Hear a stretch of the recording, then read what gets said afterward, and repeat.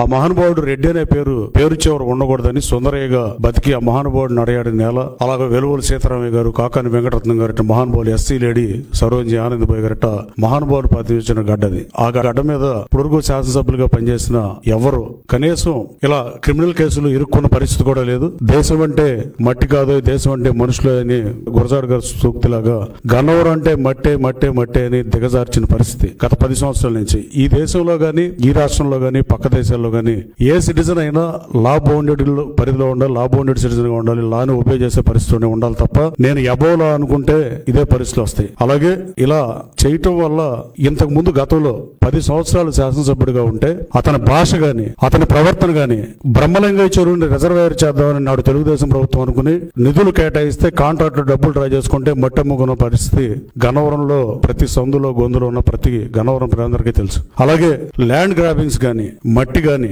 నకిలీ ఇళ్ల పట్టాలు 2019లో పోటీ చేసినప్పుడు ఇచ్చిన పరిస్థితి గాని, ఆ నకిలీ ఇళ్ల పట్టాలు డిస్ట్రిబ్యూషన్ గవర్నమెంట్ ఆఫీస్ చేయాల్సింది అతని మనుషులు పంచిన విధానం గాని, ఇలా ఎన్ని మాట్లాడిన ఆఖరికి సభ్య సమాజం తలదించుకునే భాష విషయంలో గాని, ఆఖరికి జగన్మోహన్ రెడ్డి గారికి ఎలాంటి వాళ్ళు నచ్చుతారని తీసుకున్నాడు. ఆ రోజు చంద్రబాబు నాయుడు గారు ప్రధాన ప్రతిపక్ష హోదా పోగొడదామని తీసుకుని ఇవాళ ప్రతిపక్ష హోదా ప్రజల చేత తిరస్కరించబడి జగన్మోహన్ రెడ్డి గారు ఇలాంటి పనులు చేస్తా ఉండేవాళ్ళు ఇష్టమై ఆయన తీసుకుని నేను జగన్మోహన్ రెడ్డిని అధికారంలో తీసుకోవడానికి నేను పోటీ చేసి నేను ఏ రోజు భాష తోనాలి. ఆ రోజు జగన్మోహన్ రెడ్డి గారు కూడా ఎట్టి పరిస్థితుల్లో అతన్ని ఓడించాలి, అతని దుర్మార్గాలకి అంతం పలకాలని చెప్పి తనకి వ్యక్తిగతంగా అతని మీద ఉన్నట్టుగా నన్ను పెనలూరు వర్గం అయితే నాకు ఆ సీట్ ఇస్తానని గన్నవరంలో నన్ను బతిమలాడిన పోటీకి చేపించిన పరిస్థితి వాస్తవం కాదా?